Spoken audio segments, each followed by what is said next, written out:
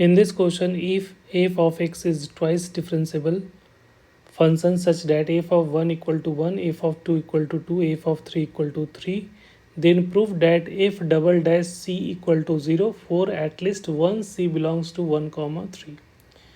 तो यहाँ कह रहे हैं कि डबल डेरिवेटिव्स का एक रूट्स जो होंगे वो सी होगा, राइट. एटलीस्ट वन रूट जो इसके वन और सी जो आएगा जो 1 और 3 के बीच में लाई करेगा.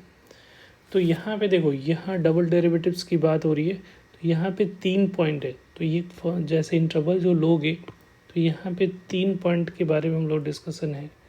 तो एक तो 1 है, एक 2 है और एक 3 है. तो देखो एलएमबीटी के लिए हम लोग क्या करेंगे, 2 बार एलएमबीटी लगा लेते हैं.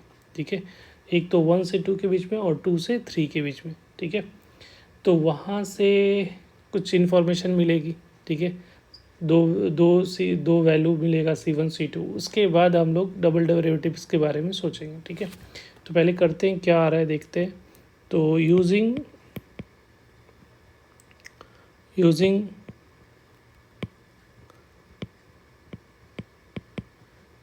LMBT on f of x for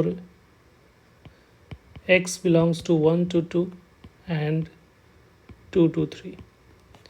तो पहले केस में 1 to 2 की बात कर लेते हैं. केस 1 में 1 से x belongs to 1 to 2 अगर ले रहे हैं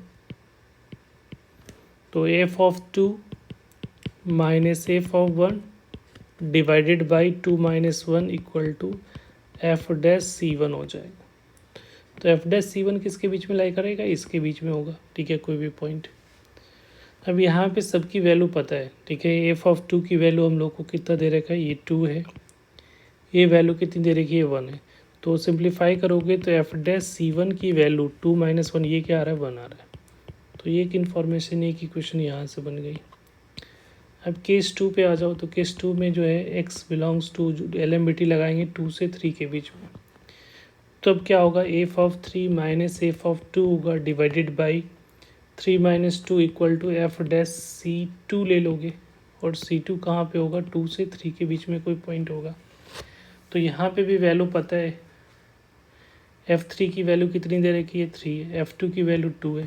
तो 3 माइनस 2 1 हो जाएगा. नीचे में 1 तो 1 हो रहा है. तो यहाँ से ये भी दिख रहा है कि f डैश C2 की वैल्यू क्या आ रही है, 1 आ रही है. तो इसको इक्वेशन 1. अब यहाँ से इन दोनों रिजल्ट को अगर ऑब्जर्व करोगे तो यहाँ से तुम्हें क्या दिख रहा है कि FC1 equal to FC2 equal to 1 आ रहा है. और डबल डेरिवेटिव्स के लिए डिफाइन है. तो इसका मतलब है कि ये एफ डैश जो फंक्शन होगा, ठीक है, वो कंटिन्यूस डिफरेंशिएबल है. और इंड पॉइंट पे वैल्यू दोनों का क्या आ रहा है, सेम आ रहा है. अब इसके बीच में हम लोग क्या लगा लेंगे, देखिए कि इंड पॉइंट पे वैल्यू सेम आ रहा है. तो अब यहाँ पे हम लोग अप्लाई कर रहे थे रोल्स थ्योरम.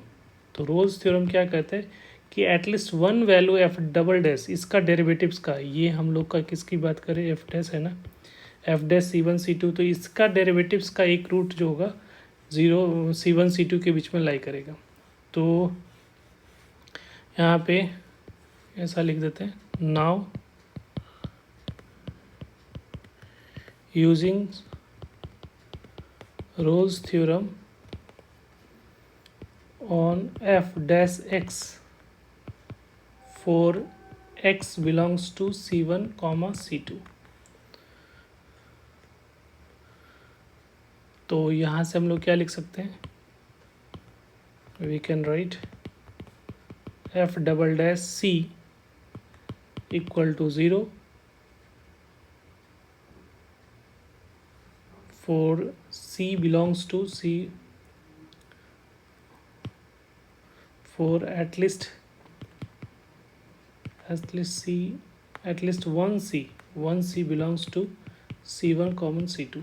और C1 C2 ये इंटरवल है. तो इस इंटरवल का इसके सबसेट सुपर सेट में तो लिख ही सकते हो. तो C1 C2 के बीच का पॉइंट है. तो इसको हम लोग लिख सकते हैं 1, 3 के बीच का कोई पॉइंट होगा. तो इसमें कोई प्रॉब्लम नहीं है, क्योंकि अगर इसके बीच का पॉइंट है तो ये भी इसके इंटरवल के अंदर भी लिखोगे तो ऊपर भी चलेगा. तो यही हम लोग को प्रूफ करना था सी डैश के एटलीस्ट 1.1 वैल्यू सी डैश ऐसा होगा जहाँ पे इसका ज़ीरो होगा।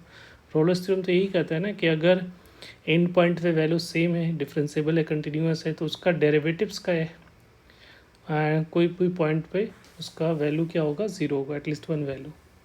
तो यही प्रूफ करना था। Thank you.